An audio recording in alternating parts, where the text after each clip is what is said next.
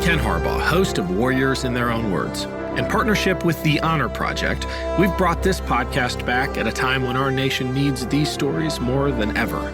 Warriors in Their Own Words is our attempt to present an unvarnished, unsanitized truth of what we have asked of those who defend this nation.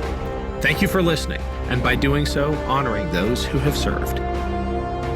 Today, we'll hear from Lieutenant Colonel Amy McGrath. After graduating from the US Naval Academy, McGrath joined the Marine Corps and flew 89 combat missions in Iraq and Afghanistan.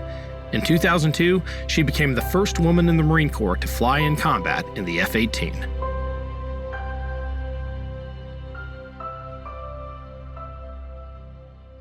Well, I saw a History Channel documentary, actually. When I was about 12 years old, I was doing a project for middle school, and my father had said, why don't you watch the History Channel, because they have some things on. I had to do something on aircraft in World War II or something. And I watched this documentary on military aviation and was taking notes on the World War II part. Once that was over, I continued to watch it. And when they got to the part of the high performance jets that we have in today's day and age, I sort of just fell in love. I saw these aircraft flying onto the backs of aircraft carriers and basically just said, that is the coolest thing I have ever seen. And then there was this old crusty naval aviator that got on and was interviewed in this. And he said, well, anybody can be a pilot, but if you want to be the best, you got to be a naval aviator. I basically just said, as a 12-year-old girl, well, shit, I want to be the best. And so that's why I sort of fell in love with naval aviation. I went to the library, took every single book I could find about naval aviation. I had memorized all the aircraft carriers. I knew all of the jets that we had at the time, A6, A7, F-14, all that stuff. And I quickly realized that there were no women doing these jobs. And I couldn't understand that, because I was like, wow, this is a really cool job. Why are there no women doing this? And that's when I realized there was a federal law prohibiting women from competing, prohibiting women from being on aircraft carriers or from flying high-performance jets in that manner. And that is when I had to sit down. I sat down with my parents and had to learn, well, how do you change a law, right? And that's the beauty of this country, right? We can change laws. But how does that happen? Well, it happens from Congress. It happens from the president, the House of Representatives, the Senate. They change the law. You can advocate for change, but you can't change it yourself. So I became an advocate. At 12 years old, I wrote my member of Congress. I wrote both my senators. My member of Congress wrote me back a letter, which I still have today, that basically says, if you read between the lines, it basically says, you're a girl, go do something else. But I didn't quit. I wrote every member of the House and Senate Armed Services committees a letter and told them who I was and that I think they should change the law, and here's why. And I got several letters back that were just like my congressman's, pretty conservative guy, like no change. We don't want to change anything. And then I got several letters back on the other side, which basically was radical at the time. But if you read the letter today, the words go like this. Our military exists to fight and win the nation's wars. And we should have the best people in those positions. And you ought to be able to compete. And if you're good enough, you ought to be able to be given a shot to get in that cockpit. And I got to tell you, that was like radical in the late 80s, early 90s. But it makes so much sense now. And I got lucky because I worked very hard in high school. And then when I was a senior in high school, the year was 1992. We had more women elected to Congress in that election in that year than ever before in history. We had a new president elected who was more open-minded on these matters. And the law changed 3 months before my graduation from high school. So when I left home 3 weeks after graduating here in Kentucky from high school to raise my right hand in Annapolis, all the doors for what I wanted to do in my life were opened up to me because of the changing of that law. I went to the Naval Academy thinking I would go into the Navy. I didn't know much about Marines. I had 3 uncles who were Marines, but I didn't know much about them. What I found when I was at Annapolis was I was very much into challenges, and that's why I wanted to go there. And about 2 years through the 4-year program there, I'd really reached a point where I felt like I was doing really well, and this wasn't so much of a challenge for me anymore.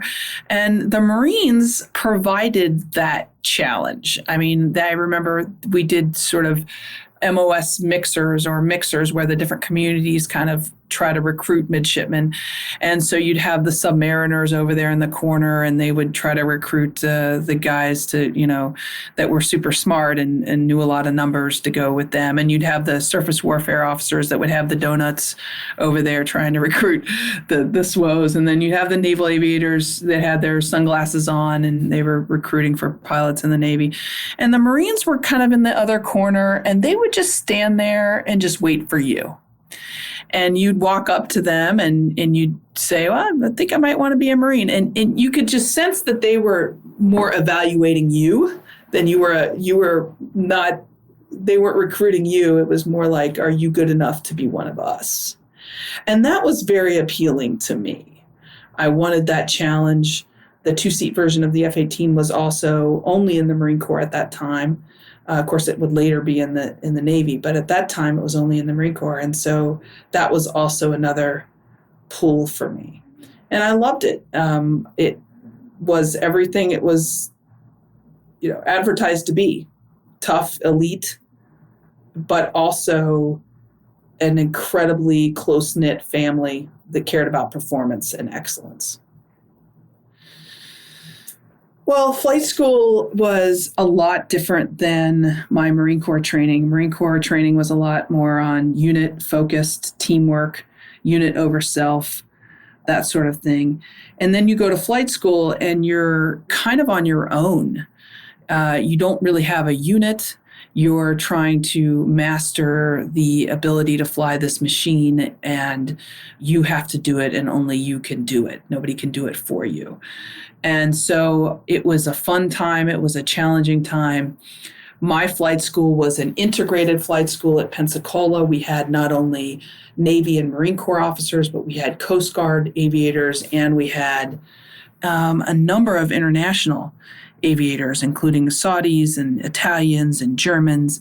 So it was really a fun, cool experience, a couple years to get your wings, also very challenging.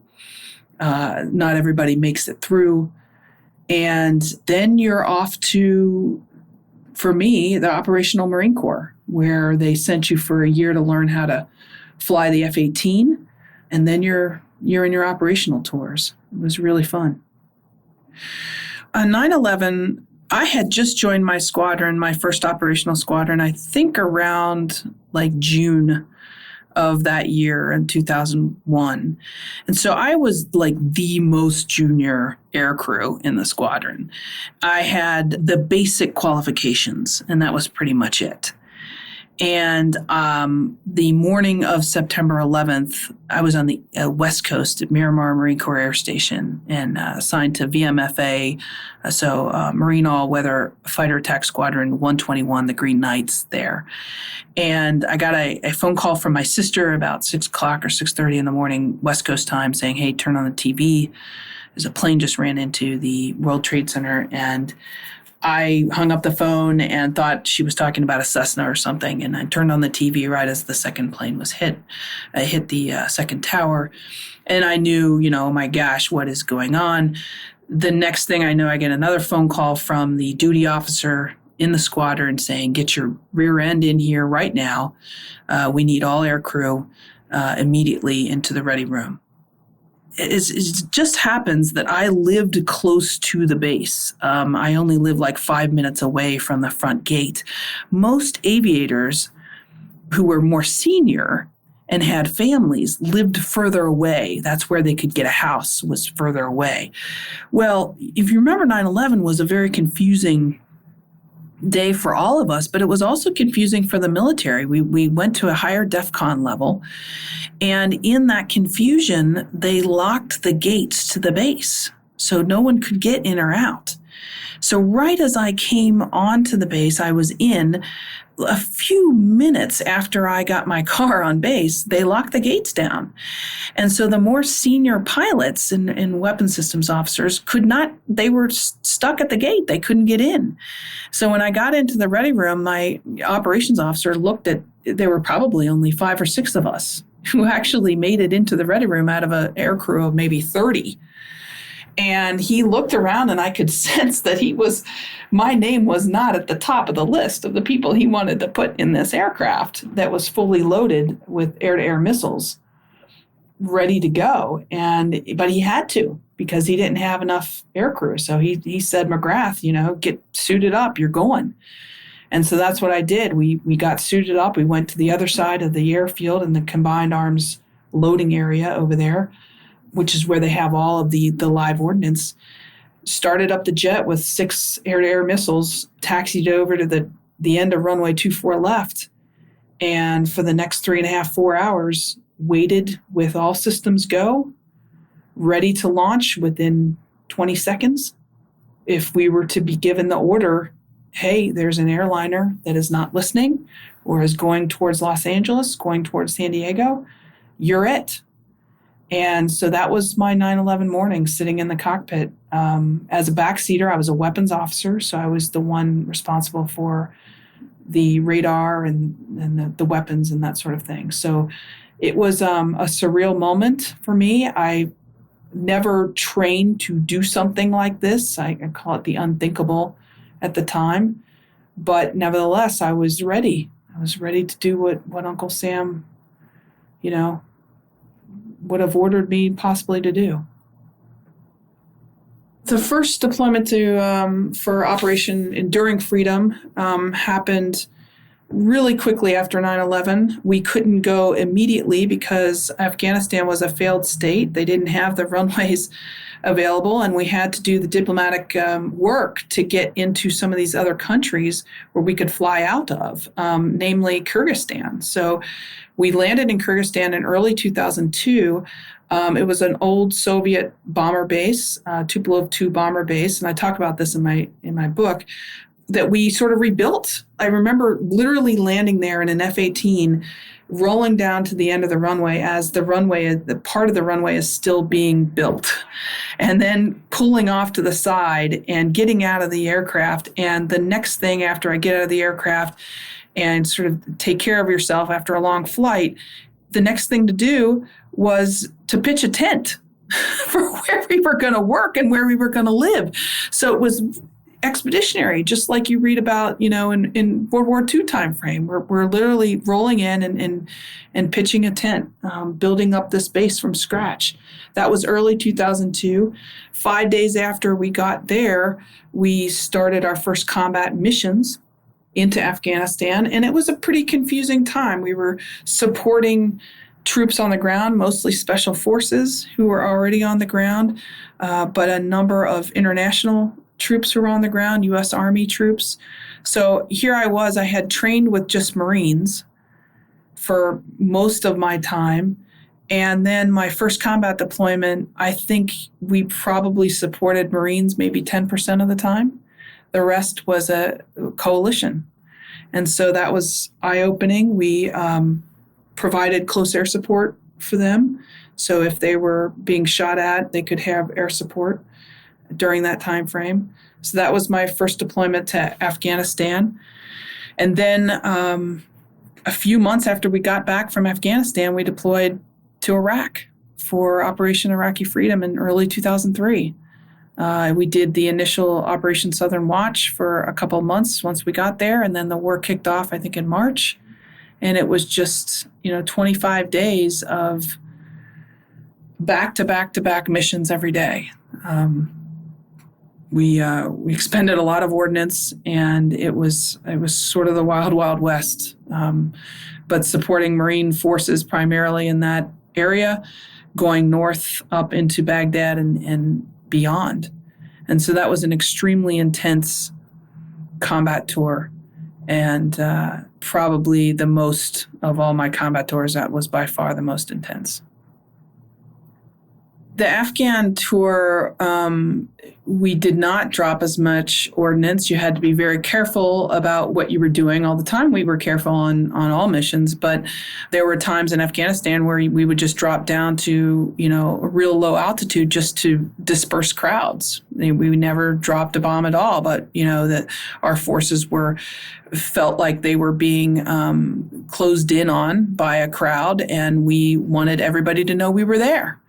And I always say those were the best missions because we didn't have to destroy lives or property. We helped our forces just by, making noise. But Afghanistan was a lot of waiting. It was a lot of, some people say, drilling holes in the sky, 90% probably, just up there waiting and being ready if something happened.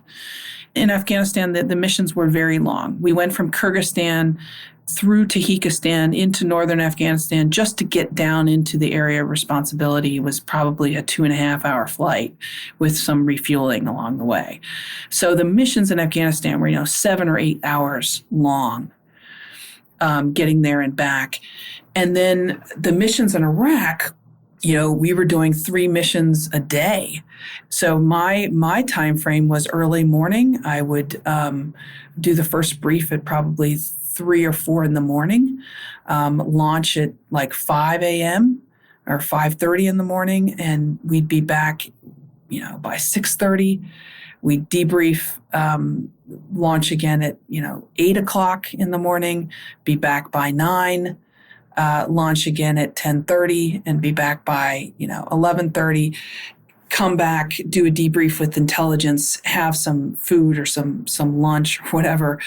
And then I would I was a schedules officer, so I'd work on the next day's schedule all the way until probably 4 or 5 o'clock at night. And then I would go to bed. I'd try to get some sleep because I had to be up at 2 a.m., 3 a.m. to do the whole thing all over again. So it was just extremely intense.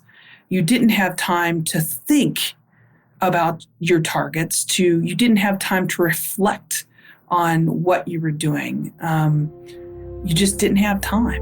And I did a lot of that reflection, when I came home, back to the States.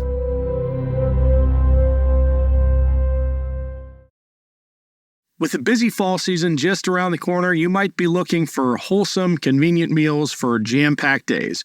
Factor, America's #1 ready-to-eat meal kit, can help you fuel up fast with chef-prepared, dietitian-approved, ready-to-eat meals delivered straight to your door. You'll save time, eat well, and stay on track with your healthy lifestyle. Too busy with your end-of-summer goals to cook but want to make sure you're eating well?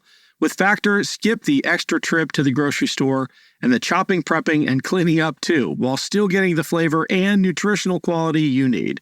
Factor's fresh, never-frozen meals are ready in just 2 minutes, so all you have to do is heat and enjoy, then get back to crushing your goals.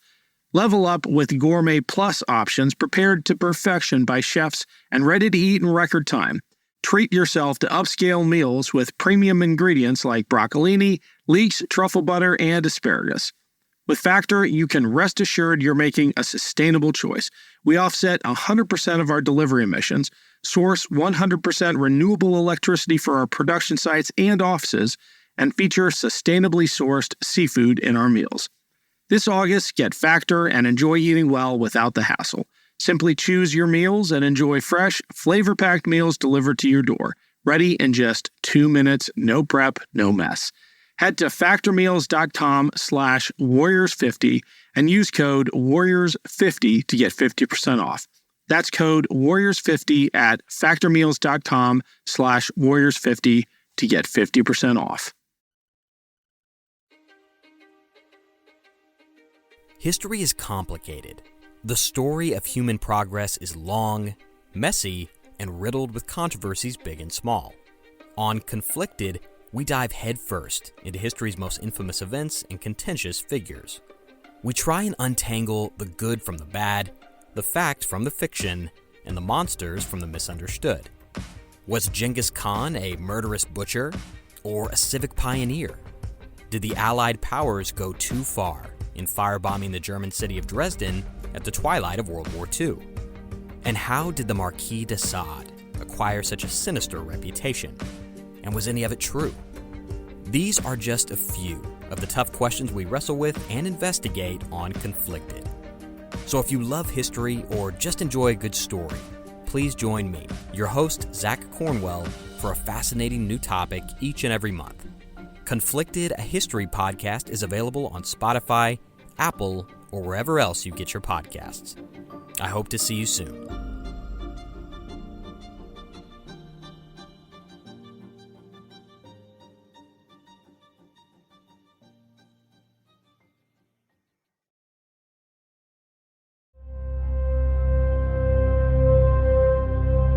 I was doing an operation called Bright Star with my unit. I was a fairly junior F-18 backseater at the time. I went overseas to do this with the Egyptian Air Force, this exercise, and they had never seen a woman in an F-18 cockpit. I remember opening the canopy and coming out, and it looked like the Egyptian men, their heads were going to explode or something. They had never seen anything like it. And we did this exercise for a couple of weeks, and at the end, the commander of the Egyptian Air Forces asked our commander to have a soccer match between the two units. And in Egypt, they take their soccer very, very seriously. So they had like an actual team. We had just a bunch of ragtag Marines. And my commanding officer at the time knew I played in college, knew I played Division I for Navy soccer, and said, well, would you play? And I said, sure. I haven't played in many years, but I could try. And we went out there, and I was the only woman on the field. The stadium was filled with all men in the bleachers, and it was probably 2 or 3 times the number of people I had ever played in front of in my entire career. And so initially, the commander of the Egyptian forces wanted me to play in long pants because I was a woman, and my commanding officer, to his credit, said no. She's going to play with green on green, which is just green shorts and a green shirt like everybody else. And I did. And I was by no means the best player on that field, but I could hold my own. I mean, I was a Division I soccer player in college. And, at that point in my 20s, I was in pretty good shape. And at one point, I went up for a header with the commander of their unit there. And he fell down to the ground, and I stayed on my feet, and the entire crowd just lit up, just roared. And at the end of that, we lost like 7-1 or something. These guys were really good. But the general for the Egyptian Air Force, who was there watching, walked down the line of all the players and handed me the MVP plaque. And the crowd roared again. And I was just like, wow, this is really cool, because I really felt like I was changing minds there. They had never seen a woman compete against men on the soccer field or in the cockpit. And there I was, 26 years old or something. It was an incredible experience. And frankly, that's what I loved about the Marine Corps. I really loved that. When people say to me, would you recommend my daughter go into the Marine Corps? It's such a hard service and that sort of, and there are some faults with it, obviously. But what I loved about the Marine Corps is at the end of the day, performance really mattered more than anything. Yes, you had to prove yourself. Yes, as a woman, maybe it was harder initially because everybody's sort of skeptical and it's such a male-dominated environment. But you know what? At the end of the day, you know what mattered? Did the bombs hit the target on time? Could you refuel? Could you land on the back of an aircraft carrier, when you were needed to? And that is what people cared about at the end of the day, nothing else. When you're going through TBS, the basic school, it's not an easy school in Quantico. It's 6 months long. When you're going through it, they call it the big suck. But it's not a fun time, but it gives you a real appreciation for being on the ground. And although I never trained as an infantry officer, I was a basic rifle platoon commander. That's what they train you to do. And it's not something you can learn in a book. You have to do it. You have to go out and understand terrain by walking it, by seeing it, by knowing, you have to understand what it's like to not have radio communications, to have the friction and fog of war, as they say. You can't recreate it completely in training, but you can get a pretty good sense of what those things are like.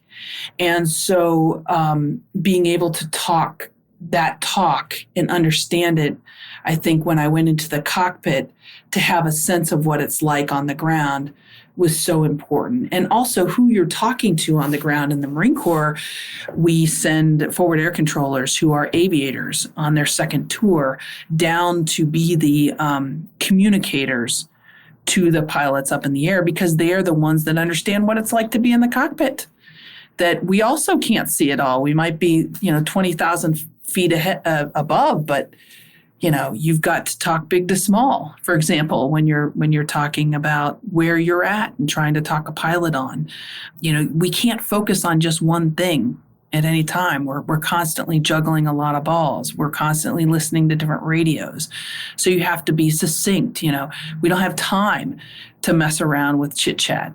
And so all of these things are very helpful. And to have that training is super important. And then also, the people on the ground. I mean, you may not know them personally, but the Marine Corps is such a small service that you probably know of somebody, and that makes it really personal. I will never forget one of the convoys that I did close air support in the first few days of the Iraq War. So when the Marines were still pushing north and they had battles like Nasiriyah and places like that, on the ground as it was a Marine logistician officer who was my teammate at the Naval Academy. She was a soccer teammate of mine, Corey Thornton. And, I didn't know this at the time when I was doing the mission, but later on I found out that she was, one of the leaders of this convoy going up that I supported. And, you think about that and you're like, these are my peeps, man. I mean, I train with them. They're my friends. And you never know when, your actions above are going to directly help them. That's what it's all about. That's what marine aviation's all about. And that's why I loved it. So in my first tour in Afghanistan, my first combat mission was actually the first combat mission for the squadron itself. And that was not because I was a senior aviator or had the most qualifications or anything like that. It was simply a matter of the people that were assigned to do the first missions for the squadron were all of the senior ones, pilots and WISOs, and we had really bad weather that first 24-hour period, and they couldn't launch. And so they ran out of what's called crew day. And the sort of B team, which I was on, came in 20 hours later, and we had enough sleep to when the clouds broke and when the weather broke and we were able to do our first mission, we were the ones that took it. And so I that's how I became in the cockpit of the first mission for the Green Knights going into Afghanistan in 2002. After that mission, it was about 7 or 8 hours long, and everybody was very interested in the debrief. So we talked about that. And one of my fellow aviators came up to me and said, "Hey, I think Skipper just said you're the first woman in the Marine Corps to have ever flown a combat mission in an F-18. And I was thinking, oh, great. Okay. I hope I'm not the last. And it didn't really hit me that hard because I had so much work to do.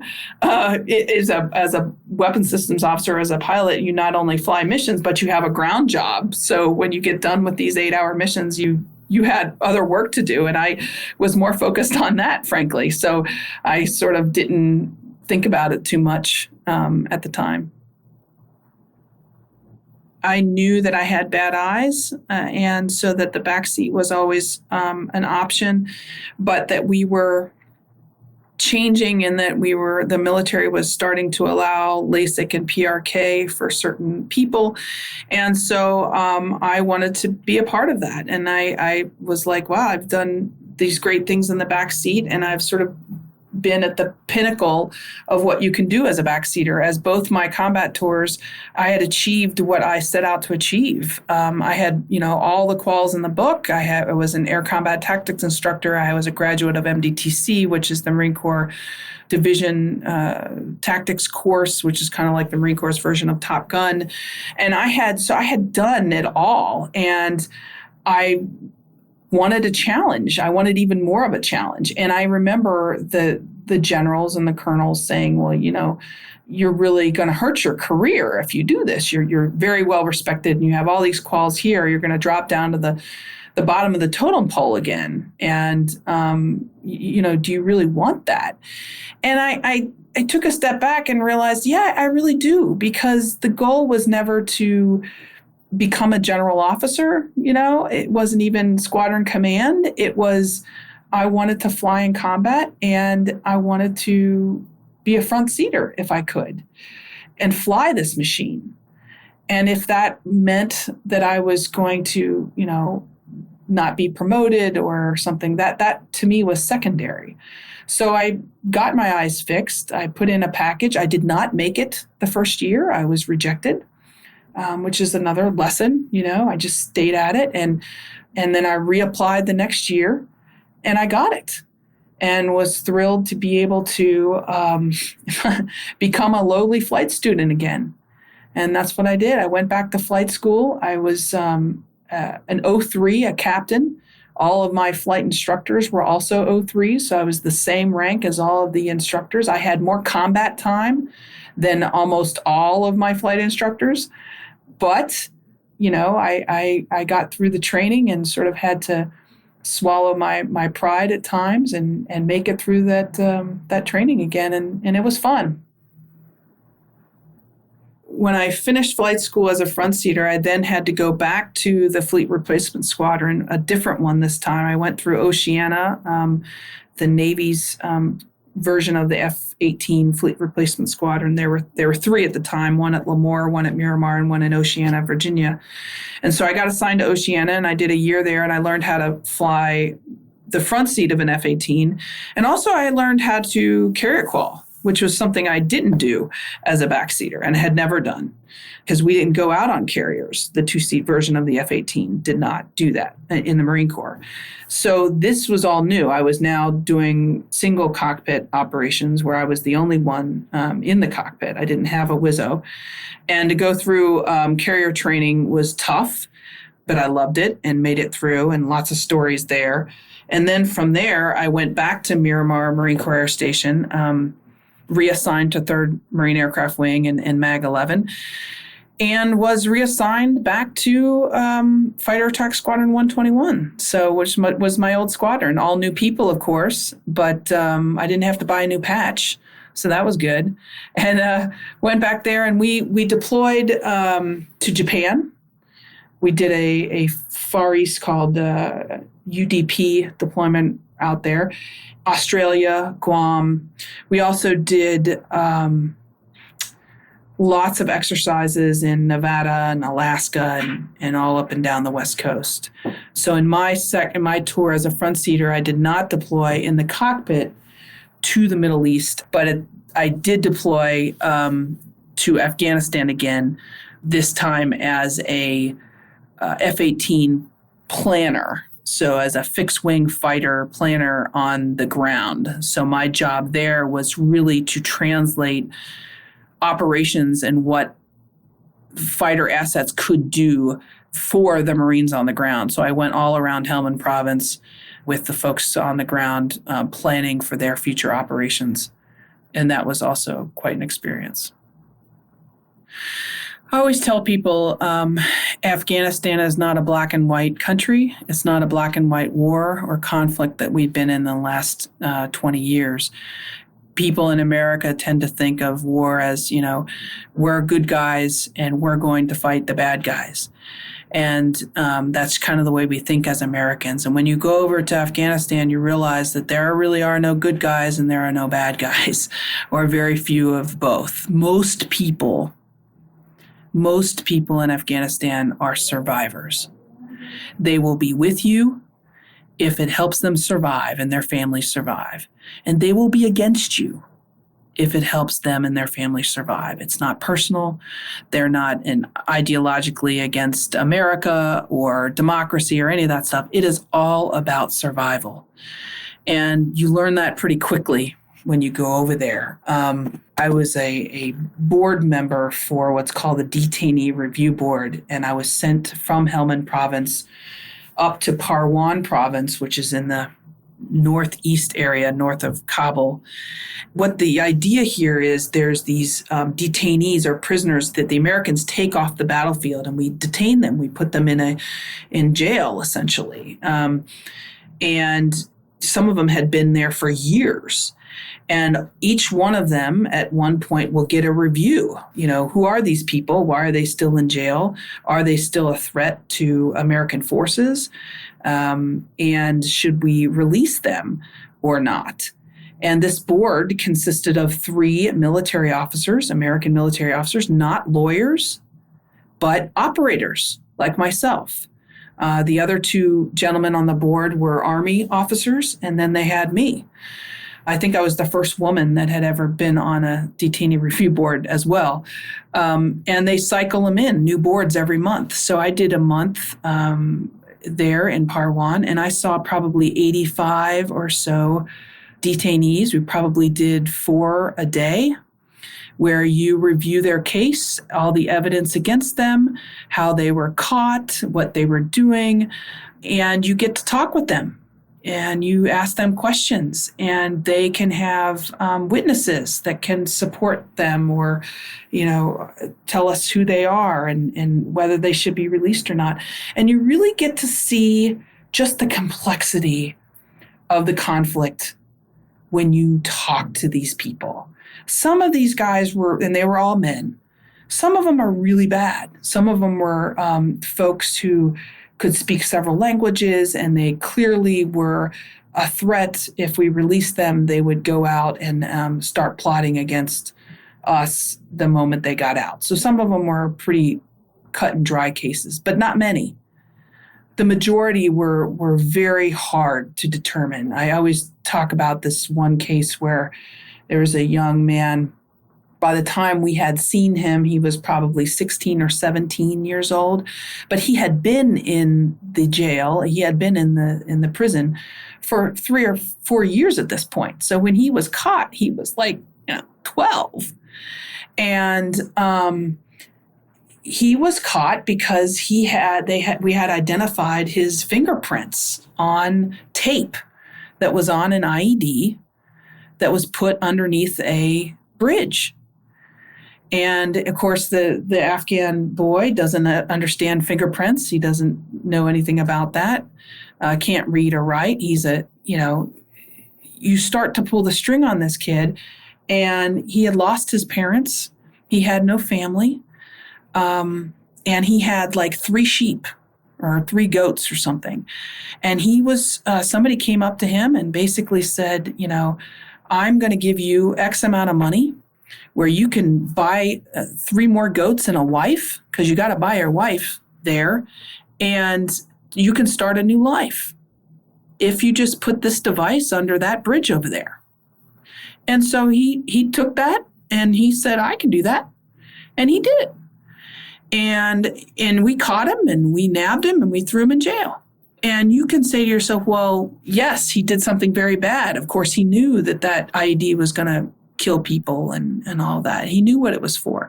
Yeah, he also wanted to start a life. And so, he wasn't ideologically motivated. He didn't hate America. This is a story that you see over and over again in Afghanistan. It's just an example of, do we keep this guy in jail for another 5 years? Is that the right answer? Do we release him? Would it matter to you if that IED had blown up? Would it matter to you if that IED had killed Americans? Do we keep him in jail for another 10 years because it killed Americans? How about if it killed Afghans? How about if it didn't blow up? I mean, we can't keep him in jail forever. But it just shows you the complexities of how the people think there and what the reasoning is for their actions. And you can, I could have a number of examples of people growing poppy, for example, for their family. The culture there is a culture of where if somebody comes to your door, you don't turn them away. So a lot of times families and people that will take in like Taliban, for example, and they do it because that's their culture. They're not necessarily doing it because they are with the Taliban, and want to hurt Americans, but yet they get caught in the crossfire. So it's just so difficult and such a hard, complex area. And what I think about the pullout, look, I can't fault the current president for making the decision to pull out. I lost a colleague in my second tour in Afghanistan, somebody I had worked with every day for like 4 or 5 months right alongside, and he never came home from a H-1 helicopter mission one day. He was shot down. And I couldn't tell you why he died. And that was a big part of me feeling like, what are we doing here? Are we helping? Why does Sugar Bear have to die? I mean, what is the goal here? We're not going to change this culture. And so I can't fault the current president. I just feel like we have to do it in a responsible way. We have to protect the translators and those people that we promised we would protect, for them putting their lives and their families' lives at risk for us, knowingly doing that. We have an obligation to protect them and to help them. But I have mixed feelings, probably like many veterans, about the pullout. I want Afghanistan to succeed. I want the women there to have rights, and the girls there to go to school. But at the same time, I don't know how long we should be there, and is it really in American interest? That was Lieutenant Colonel Amy McGrath.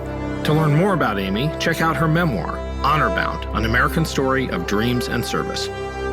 You can also find Amy on Twitter at Amy McGrath KY. Warriors in Their Own Words is a production of Evergreen Podcasts in partnership with the Honor Project. Our producer is Declan Roars. Bridget Coyne is our production director, and Sean Rule-Hoffman is our audio engineer. Special thanks to Evergreen executive producers Joan Andrews, Michael DeAloia, and David Moss. I'm Ken Harbaugh, and this is Warriors in Their Own Words.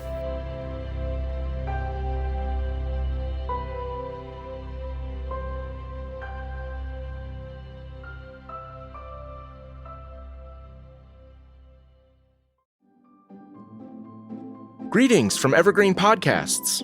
We're rolling out a listener survey, and we want to hear from you. The information in the survey will help us gather statistics and in turn make our shows more appealing to advertisers. I know most people don't like ads, but this is one of the only ways our shows make money and help keep their lights on. We promise it will only take a few minutes, but the impact on our podcasts will be tremendous. As a token of our appreciation, we'll randomly select one lucky participant each month to win an exclusive merchandise package from Evergreen Podcasts. Head to evergreenpodcast.com/listenersurvey to help a show and possibly get some free stuff for doing so. We can't thank you enough for the support. Now back to the show.